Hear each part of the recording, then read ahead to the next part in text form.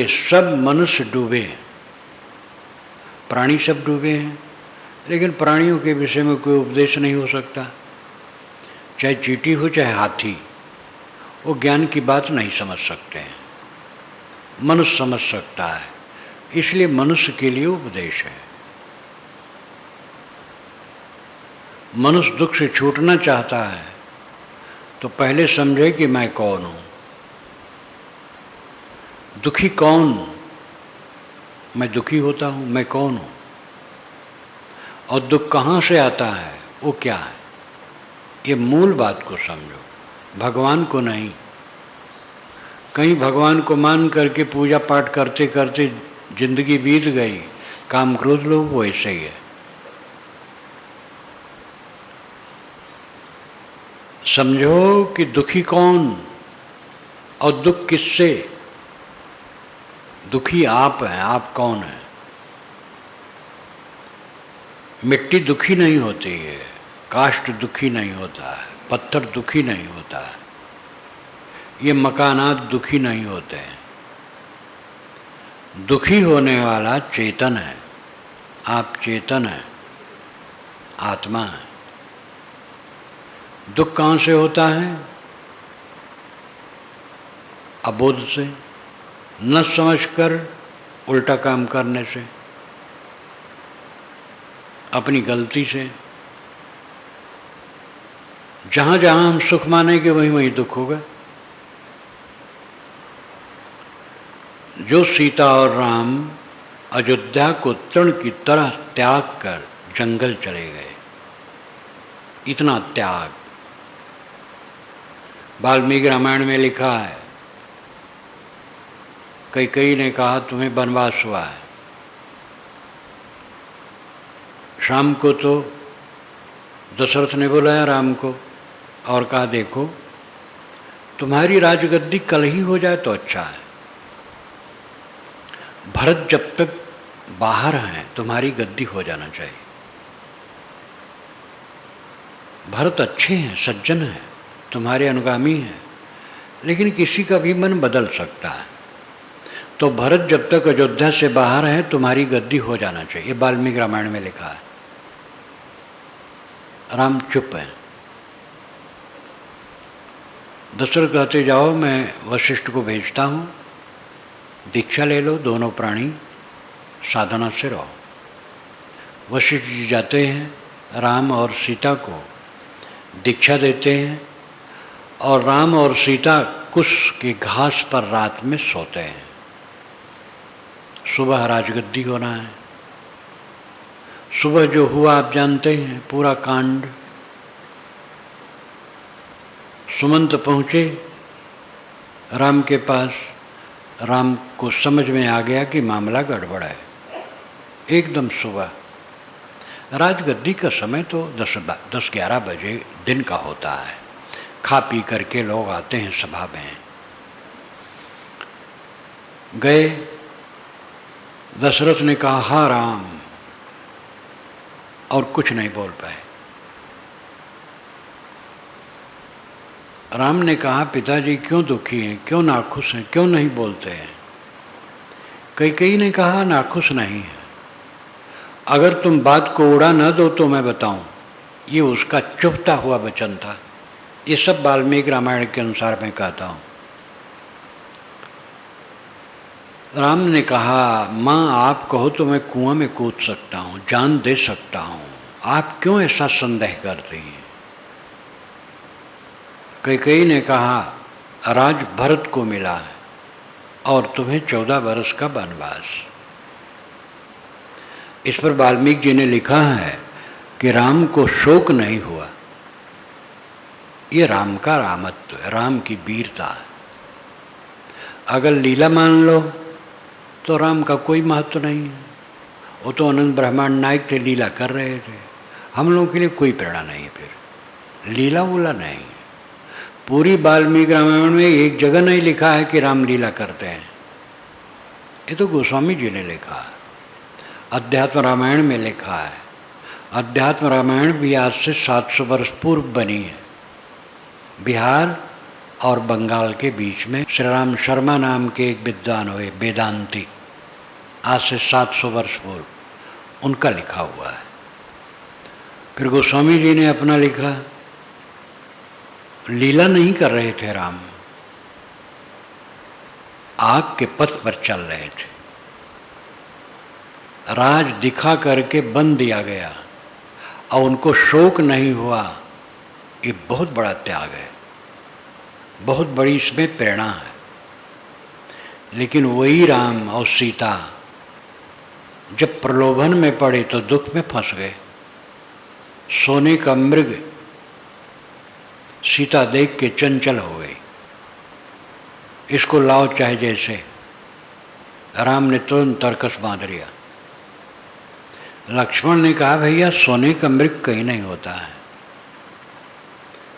राम ने कहा नहीं, सीता का बड़ा मन है, इसको जीते या मार के लाना है।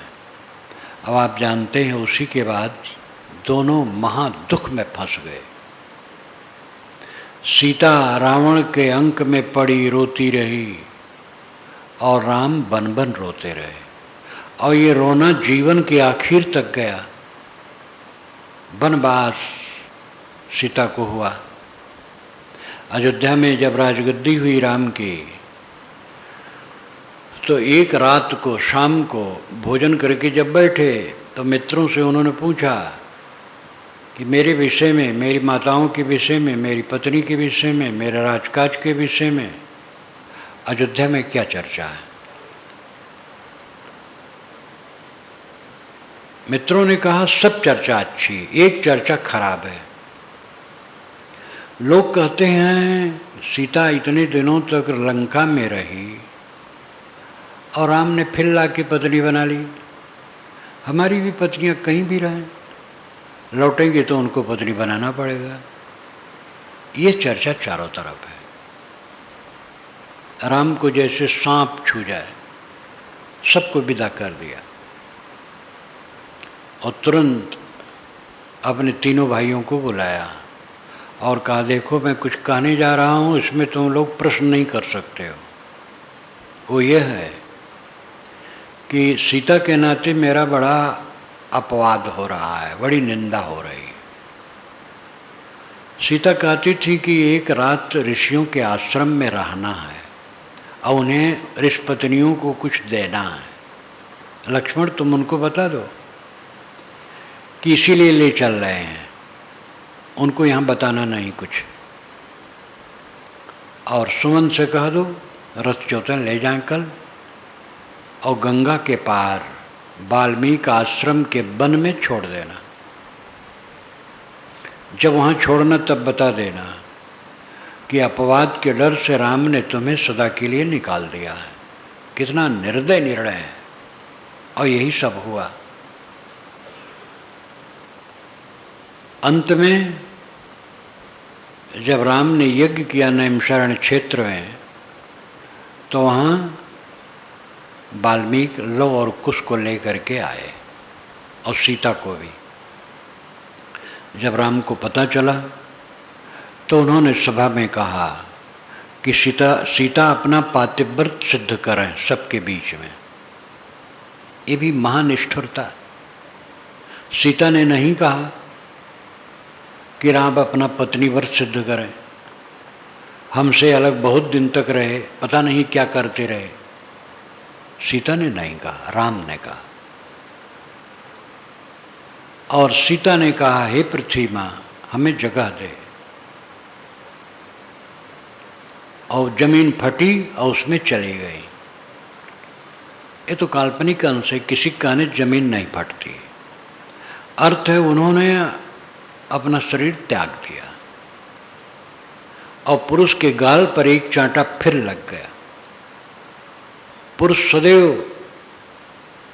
स्त्री को सताया है और स्त्री पर संदेह किया है। ये सारा दुख सोने के मृग के पीछे है। हो सकता है रूपक हो, सीताराम सोने के मृग में न मोहे हो, रूपक हो, लेकिन हम सब तो सोने के मृग में मोहे हैं। जो दुखी होते हैं क्यों? सोने के मृग के पीछे। समझ में नहीं आता है। जब भोग उपस्थित होता है तब पता लगता है कि हम सोने के मृग में भटक गए, पहले पता नहीं लगता है। विवाह होता है युवक युवती का, दोनों को दोनों स्वर्ग दिखाई देते हैं, और एक दिन ऐसा आता है कि दोनों को नरक देखते हैं, कलह करते हैं, तलाक करते हैं, ये सब नहीं करते हैं। लेकिन अंत में उनको लगता है कि माया चाल है, कुछ नहीं, एक दूसरे से प्रेम का बर्ताव करते हैं, व्यवहार करते हैं, लेकिन समझते हैं कि सुख कहाँ, दुख तो है। बाल बच्चे न हों तो दुख, बाल बच्चे हों तो दुख, धन ना हो एकदम तो दुख, और अगर कहीं धन बढ़ जाए तो और दुख, क्योंकि बहुत धन जब बढ़ता है तो पाप बढ़ता है। ज़्यादा धन, जहाँ बहुत ज़्यादा धन है वो शुद्ध हो ही नहीं सकता।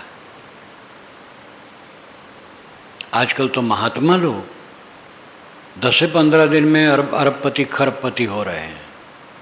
ये महात्मा हैं कि बिल्कुल विपरीत है। कहाँ साधना, त्याग, संयम, कहाँ है धन बटोरने वाले महात्मा, जिनके यहाँ चांदी सोने कितने निकल रहे हैं, कुंतल कुंतल। तो धन जब ज़्यादा बढ़ेगा तो पाप बढ़ेगा, ज़्यादा धन होगा तो राजसी तामसी व्यक्ति की जरूरत पड़ेगी उनकी रक्षा के लिए, और उन राजसी तामसी व्यक्तियों के साथ घिर करके महात्मा जी सड़ेंगे। राजनीति करना है तो चोर बदमाशों को भी रखना पड़ेगा, हैकड़ों को भी रखना पड़ेगा। आजकल तो महात्मा लोग भी राजनीति में कूदने रात दिन कमर कसे हैं, और बहुत दिनों से कमर कस कस के जितने राजनीति में गए हैं महात्मा लोग उतने सड़े हैं और कुछ हुआ नहीं है, कोई भी गया है। करपात्री जी महाराज जब एकदम डंका पीटे हिंदू कोड बिल बनाया तो उसमें उलझे और मैं रामराज परिषद बनाऊंगा, रामराज परिषद पार्टी बनाए हो। अब रामराज परिषद नाम सुनते ही सारा हिंदू इसमें आ जाएगा, उनको ये स्वप्न था। लेकिन रामराज परिषद का कोई कैंडिडेट जीता नहीं, जमानत तक जब्त हुई। अयोध्या में जब करपात्री जी का भाषण मैंने 65 में सुना पहली बार, आगे चुनाव आने वाला था, बहुत विद्वान थे, दिन भर वो संस्कृत में भाषण करते रह सकते थे। इसी प्रतापगढ़ का जन्म स्थान था और काशी केंद्र था, फिर जब राजनेता बने तो दिल्ली केंद्र था। और अयोध्या में भाषण करते करते कहे कि मुझे अपने कपड़े पर विश्वास नहीं है। वो लाल कपड़ा पहनते थे, यानी लाल कपड़े वाले हमें वोट नहीं देंगे सन्यासी लोग। फिर वैष्णव सब बैठे थे सफ़ेद वाले वहाँ अयोध्या में, कि ये इस कपड़े पर भी हमें विश्वास नहीं है। अयोध्या में कभी भी वो नहीं पाए वोट, वैष्णव लोगों ने वोट नहीं दिया, समझते थे धोखा में है। रामराज परिषद नाम धरने से कम थोड़े हो गए।